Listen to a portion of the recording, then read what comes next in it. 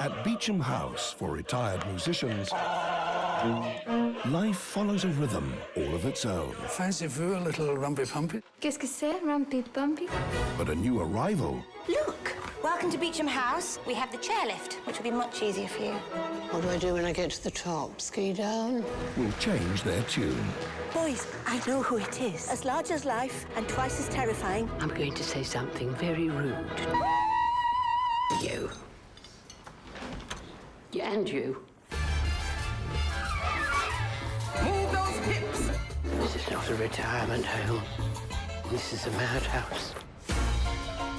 Hi, Roxy. I'm guessing you're a female. Yes, and I'm guessing I'm talking to the Oscar winner, Dustin Hoffman, who is one of the best and my favorite actor. Oh, thank you. Thanks for allowing me to be on your show. I'm so thrilled. Now, Quartet is your directing debut. What was it like? Were you a little nervous? Yes, and I think that's part of what the movie's about, is that, don't get to the end of the line and bemoan the fact that you didn't try the things that you've wanted to try all your life. Well said, well said.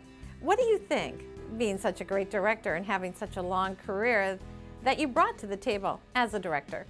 That's a good question. I think actors, we have a saying, we call certain directors technical directors because they're very good with a camera, but they're not that sensitive to actors, and we call the other directors actors directors. And of course I'm one of those because I was an actor, and it's mainly that everyone on the movie set has been with the film for months and months and months, preparing it, costumes, production, locations, rewriting, photography, and the actors suddenly come on last, and we walk out of our campers and we get on the set, and there's 200 people behind the camera, and they expect you to get it like the first, second, or third take where they've had months. And if you're an actor turned director, you know that you have to give the actor a chance to fail before he gets it right. And I think that's the biggest gift you can have as a director, is not to rush them. Did you ever feel uncomfortable directing the actors? No, I didn't. That's interesting. I didn't. I said to myself I was going to do what I always wanted certain directors to do, that they never did. And directors tend to be control freaks. They want to have all the answers. And suddenly to be in the middle of a scene and to have Maggie Smith stop the scene and say, I don't know what the bleep this scene is about, and suddenly you say, okay, let's figure it out. And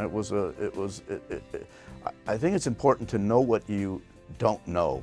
And then you ask questions, and there's people who do know. And that's the biggest gift I had.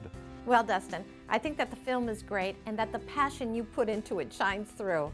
But I was wondering if you felt that you had a message in this film.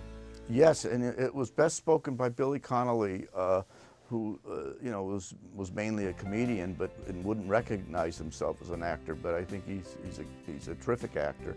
And I asked the actors as we were making the film, I said, what do you think the message is of this film? And Billy just said that in a Scottish accent, don't die until you're dead. And that's, I think that said it. Well, I can see that this was a great film to work on, and the outtakes were fabulous too.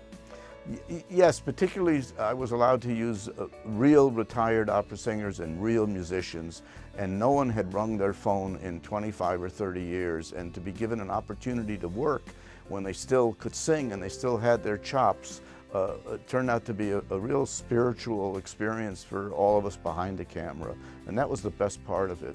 These people, were reborn because of being able to make this film, and it shows, I think. Definitely. I love the part where Maggie Smith walks in, and they're doing a rumba or some kind of an exercise class, and the guy starts hitting on her. He was a background actor and singer, and when we were rehearsing, he wasn't in the main group that were dancing, and I saw him dancing in place and looking at Maggie, and I said, what would you like to do? He says, I'd like to make a move on her. I said, okay, action. And he did it. Oh, that's priceless. That's great. Well, thank you so much, Dustin, for sharing with us. Thank you. Thanks for liking the film. Thanks for having me on your show. Why do you persist in flirting with me? Older man, vintage wine, seasoned wood. This is the first time we've seen each other in God knows how many years. 97. Is it really that long? We sing what we're feeling. The music sets our emotions free. Their love of life is infectious. They inspire us. It's not too late. You're telling me to go out and smell the roses. I'm telling you to sing. Quartet. I think you two are drunk. I think I possibly am, although I find it very difficult to tell the difference at this age.